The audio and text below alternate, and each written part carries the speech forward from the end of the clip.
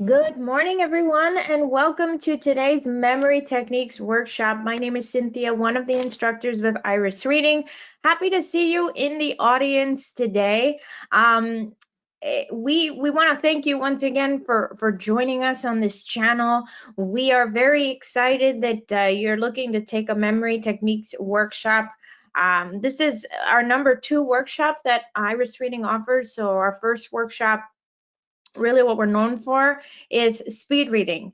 That's kind of like Iris Reading's baby. It's how this company came to grow to what it is today.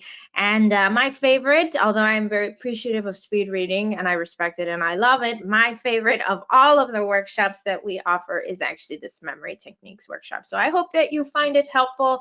If you are a student and you're maybe struggling to remember what you are reviewing, maybe for the exam, maybe for a presentation, then we hope that you find, again, this presentation helpful. Now, we have taught these workshops in over 100 cities around the world. So if we haven't come to a city by you yet, don't worry, we are on our way. Go ahead and let me know if you've ever heard of us from Iris Reading in the past. So if you want to drop that in the chat, if you've ever heard of us, if you've never heard of us, I'd love to hear. We just have to continue to expand and travel to different cities until hopefully we hit all of the cities in the US. So let's jump into memory techniques. I'll quickly share our social media.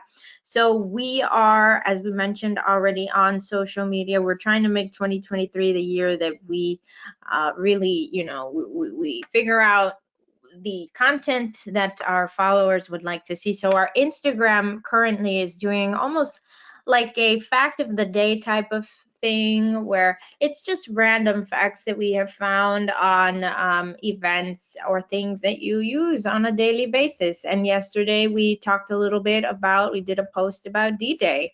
And just the fact was that some historians are still calculating how many people actually died in D-Day. So, we maybe read about that in textbooks, but we probably didn't know that, right? So that was something that we shared. Our TikTok, we're making mini videos on some of the sessions that we're hosting live here on YouTube. So if you want to see like a shortened version of maybe something that you find interesting on our YouTube, you can check out that TikTok. And we also have a book club. And so if you get on Facebook, you can look up Book Lovers Assemble, and that is our book club. If you are reading something and you hate what you're reading and you want to share it with the world, you can do that in our book club. Or maybe you're reading something and you love it. We want to see that too. We want to hear about it. We want to hear your book recommendations. We want to hear why you love the book or why you hate the book. That's what that book club is for. So please check it out. Please, if you enjoyed today's presentation, don't forget to hit the like and the subscribe button and stay tuned for more. So let's get into memory, because unfortunately, some of us maybe struggle with this, right? We feel like it doesn't matter how much we review, it doesn't stay in your memory. And you might even think you have bad memory when that's actually not seen to be the case. A quick research paper that we found on the subject of bad memory is that we are so used to being hyperstimulated that we can't even tell sometimes when we're not paying attention. And so what happens is that when you think you are paying attention, after you go home, you do what you're going to do, and then you're trying to remember what you learned and you can't. And that mistakenly gets confused with having bad memory, when in reality we just weren't paying as much attention as we should have been, or we thought we were. So your average person actually doesn't have bad memory, unless of course we are struggling, we have maybe some kind of condition that impairs our memory, then that is obviously understandable. But if you don't, then you really don't have bad memory. It's just a matter of a little more attention. And sometimes we can't even tell, honestly, with all of the TikToks and the phones and the Instagram and all the screens and everything that we have to see on a day-to-day basis with blue light, that kind of confuses the mind a little bit when we're talking about attention. So that was just a little fact that we wanted to share with you all. Now, I'll quickly share our iris method. As we are iris reading, we do have a 4-step process to better reading and learning. And so I'll just quickly go through it. If you've never taken any of our workshops, then I encourage you to do so, checking out, again, our website, irisreading.com. We start off the iris method with inspecting, and we talk about that in our speed reading workshop, inspecting before you read anything. So we're looking for headings, we're looking for subheadings, we're looking for pictures, we're looking for graphs, we're looking for the descriptive sentence underneath the table. We're looking for all of that before we actually start to read.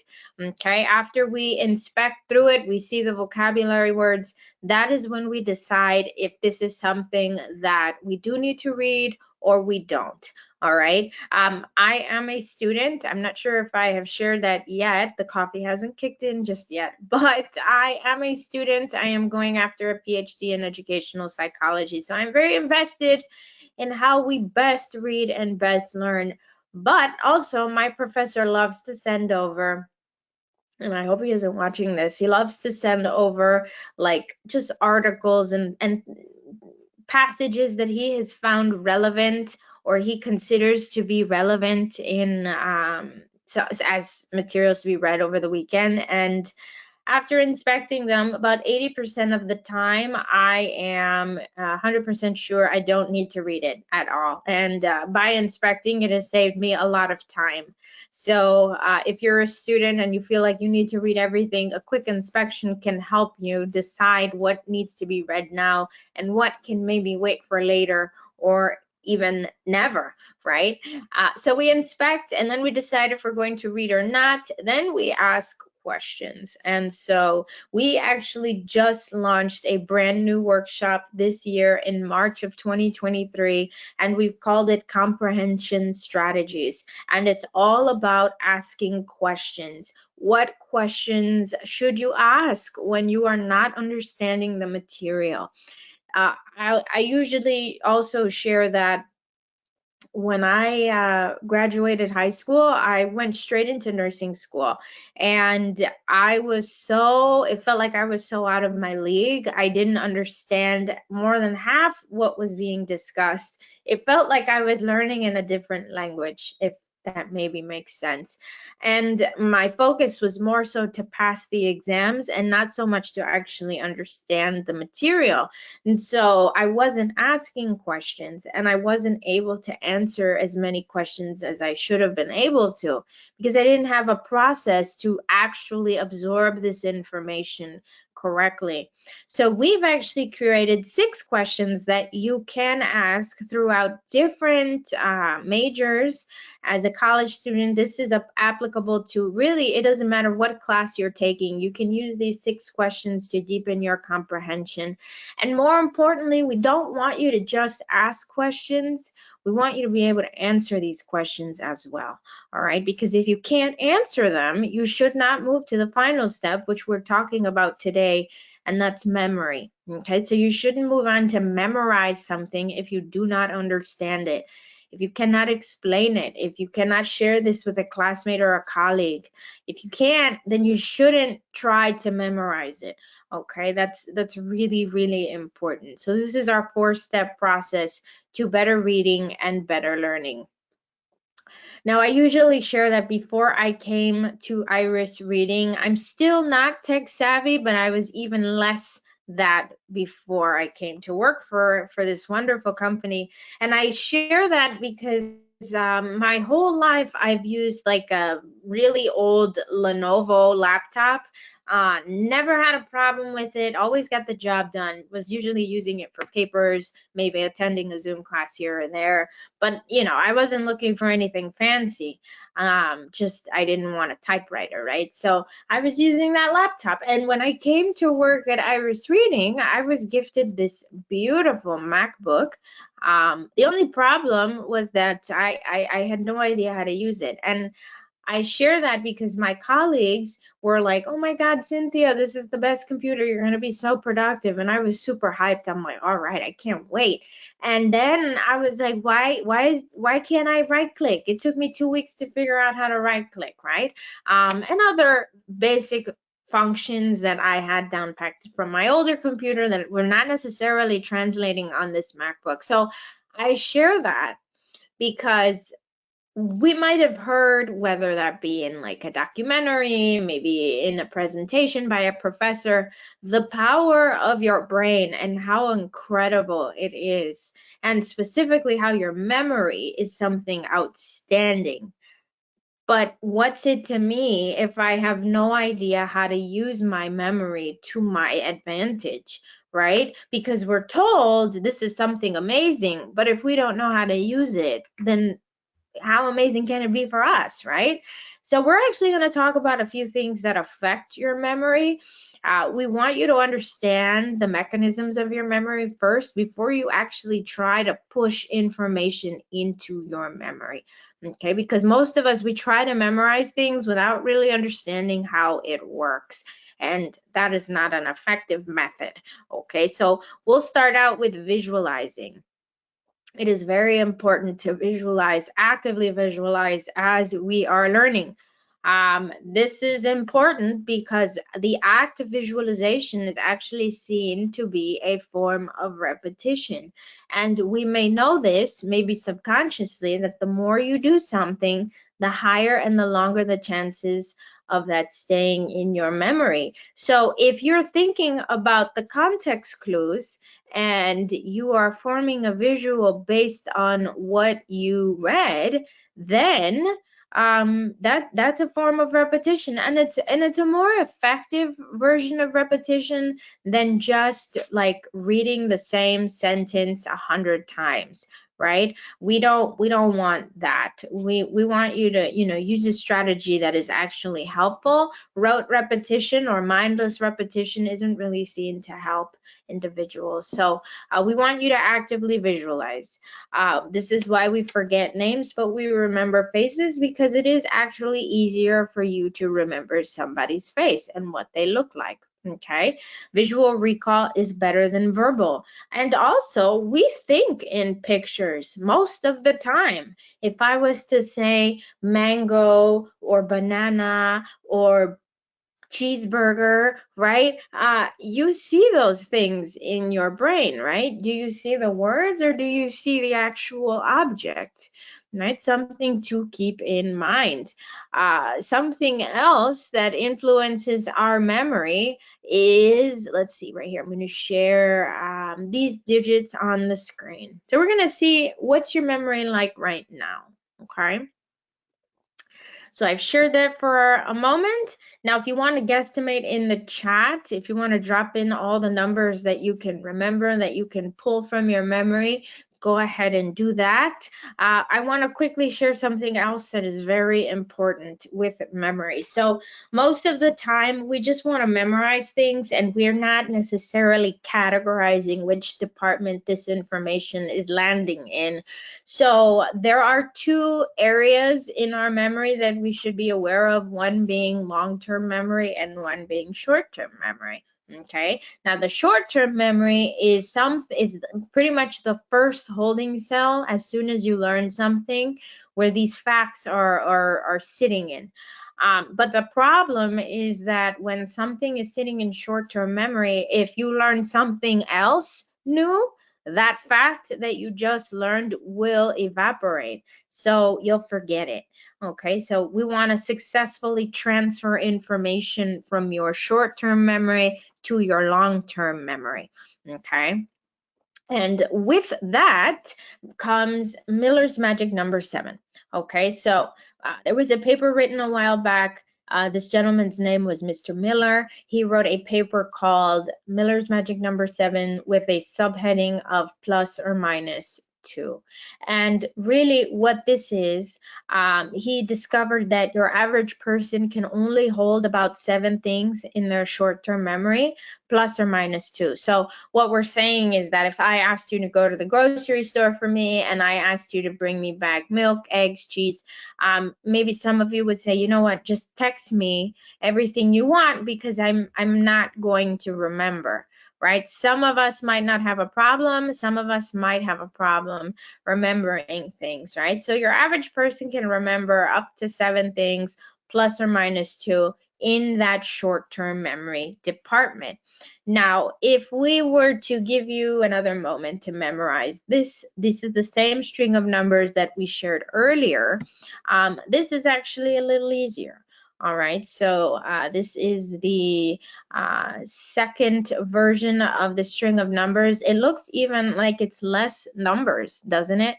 And we are introducing now another memory principle, which is that of chunking. Now, some people call it fragmenting, but we think chunking just sounds cooler. So we decided to go with that. And I'll go back to my very sad nursing story, how I wasn't doing too great that first semester. And I was trying to memorize, like I said, things that were really big and complex. And it was almost like memorizing something that was completely empty. So I needed to break down what I was learning to their finer details to make sure that I actually understood it before I tried to memorize it. Okay, and so I share that because you can apply chunking to something as big as trying to learn a nursing process or a policy or really any kind of bodily function, right? Or you can shrink it down to something as simple as trying to spell the word Wednesday. Okay, so we wanna use this method effectively. We don't want to just jump into memorizing things we don't get. That's not okay. Okay, for your memory at least. Now, if I gave you again, a moment to memorize this. Obviously, the second string of numbers is easier, and it probably wouldn't take us too long to memorize this. Now, another very, very helpful principle is association. And this is helpful because we have a lot of things in our memory already. Things that we've lived through, things that we've seen, food that we've tasted, right? Places we've explored, good memories, bad memories. It's a mix of a lot of things floating around in our memory. And so it's not a bad thing. We actually want you to use that to your advantage. So use what you have lived through and try to associate it to things that you are trying to learn now. So for example, if I was to say, listen, I don't need you to memorize the entire phone number. I only need you to memorize the area code 312. Now, what are some things in your life that you could associate 312 to? So if we think about this, let's see, maybe 312 is the combination to your lock, or maybe it's the PIN to your debit card. Maybe it is the password to get into your building, or maybe it is, you know, a code to get into your gym locker. I mean, there's a lot of things that we could associate 312 to, right? But what if you can't associate 312? What if you don't have a single thing in your life that associates to a 312? Then what? Well, at that point, we need to dig a little deeper. So at that point, we open up what I like to call a black hole in your brain, and we think about which city in the US, we have to dig deeper, which city in the US has a 312 area code. Some of you may be aware, some of you may not. So if you want to drop your answer in the chat, you're more than welcome to. But the city in the US that is associated with 312 area code is actually Chicago, right? We are broadcasting from Chicago, so we had to make Chicago relevant. And when I say Chicago, what are some things that come to your memory? what do you think about? Do you think about Navy Pier? Do you think about deep dish pizza? Do you think about we got a lot of things. We've got Cloudgate, Willis Tower, the Cubs, the Sox, right? We just had Taylor Swift here, so you might be thinking about that, right? That Eras Tour is literally everywhere right now. So we have a lot of things that we can associate to Chicago. And you notice how your options kind of opened up when you dug deeper. We don't want you to stay trapped in that box of, well, I don't have anything to associate to. You need to think outside the box. There's that saying that says sometimes when you get consumed by the details, you lose sight of the bigger picture. So just take a moment and think about what it is you're trying to associate to. And odds are you should be able to find at least one thing. But the act of searching for something, some relationship between what you've done, what you've seen, and what you're learning is very helpful, and it'll help things stay in your memory for longer. Now, to showcase how powerful association actually is, there was a study conducted a while back, and it was called the Baker-Baker effect. And the study, two groups of students participated. First group of students, they were introduced to a picture of a man. They were told that this man's name was Mr. Baker, right? They were given random facts about Mr. Baker. And at the end of the study, those that were conducting it, they started asking the students questions. They said, okay, do you remember this? Do you remember that? And then they asked if the students remembered what this gentleman's name was. So it was one of the first things that they learned in that study. And hardly anyone was able to remember that his name was Mr. Baker, which those that conducted the study found very interesting. The second group of students were introduced to a picture of a man. They were told that he was a baker. He was given a different name, but the fact that he was a baker, those that were conducting it, they wanted to see if this was something that could stay in their memory for longer. So again, they gave them random facts to kind of water things down a little bit and see the effect of this one fact. And at the end of the study, again, they were asking questions. They said, do you remember this? Do you remember that? Okay, cool. Do you now remember what this man does for work? And so many more were able to remember that he was a baker versus the first group that could not remember, hardly at least, that his name was Mr. Baker. Now, why is that? Because the occupation of a baker is actually easier to remember than the not too exciting name of Mr. Baker. Okay, I hope no one in the audience has this last name. I am not bashing your name. I am simply saying that ordinary things, they don't stay in your memory for a very long time. But the occupation of a baker, we can associate to maybe a memory. Maybe we love bread. Maybe we love Danish, or we love baklava, or we love conchas or churros. We love that. So we love bread, like Oprah said. So the memory of a baker, it's a little more powerful. The association of a baker is more powerful than just the name Mr. Baker. Or maybe you don't eat bread at all. You hate it. And so you stay away from a baker. But the point is still that it means more to you than just the not too exciting name of Mr. Baker. Okay? Now, what are some other things that influence our memory? Well, we remember things that are weird. And I have never really understood what this thing has to do with McDonald's, Mr. Ronald McDonald. He has always scared me ever since. I mean, I've always been mortified of him. Like, even as a child, I never wanted to go see him or take a picture with him. However, all over the world, people recognize this man and they know who he represents, and it works for McDonald's.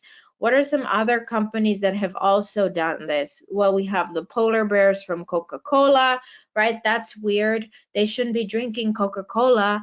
Who put the scarf on the bear, right? And they have a little ice cube cooler in the back with 3 Cokes. Weird, but remembered, right?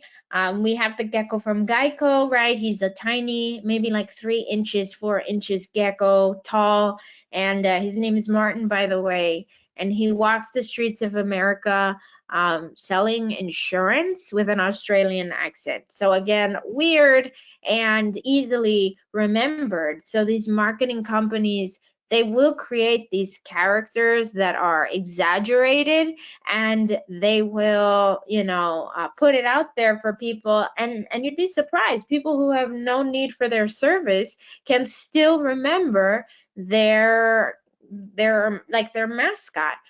What comes to mind right now is the Limu Emu, right? For another insurance company. There are other many companies. Flo from Progressive, she's obsessed with insurance, all things insurance, right? So you think about these commercials, they do create these characters that are exaggerated, but we want to make sure that we are doing this as well when we are learning something. So we want to make things weird. We don't want to make our scenarios or our review questions ordinary, because if we do, we will forget. Okay. So with that, we'll go ahead and wrap up today's presentation. If you'd like to maybe learn a little bit more about our workshops, our memory workshops, you can check out our website at irisreading.com. We have an advanced mastery course that actually goes through some very important and effective memory techniques, and they are very helpful.